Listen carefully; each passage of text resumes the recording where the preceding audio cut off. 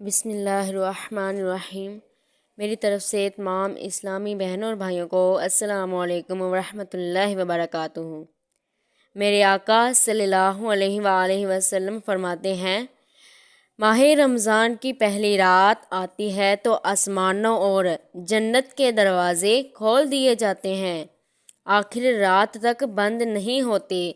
جو کوئی بندہ ماہ رمضان کی کسی بھی رات نماز پڑھتا ہے، اللہ عز و جل اس کے ہر سجدے کے بدلے میں اس کی 1500 نیکیاں لکھتا ہے، اور اس کے لیے جنت میں سرخ یاقوت کا گھر بنایا جاتا ہے، جس میں 60,000 دروازے ہوں گے، ہر دروازے سونے کے بنے ہوں گے۔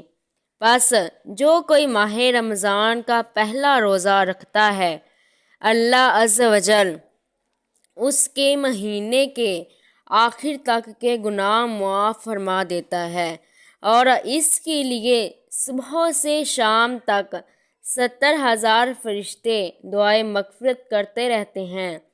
رات اور دن میں جب بھی وہ سجدہ کرتا ہے، ہر سجدے کے بدلے اس کے جنت میں ایک ایسا درخت عطا کیا جاتا ہے جو اس کے سائے میں گھوڑے سوار 500 برس تک چلتا ہے۔ سبحان اللہ! پہلے دن پہلی رات کی یہ بات ہے، تو سوچیں آگے آگے کتنی رحمتیں اور برکتیں ہوں گی۔ سبحان اللہ!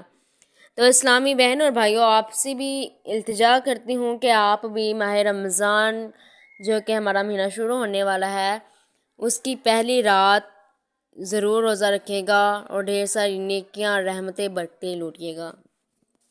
شکریہ۔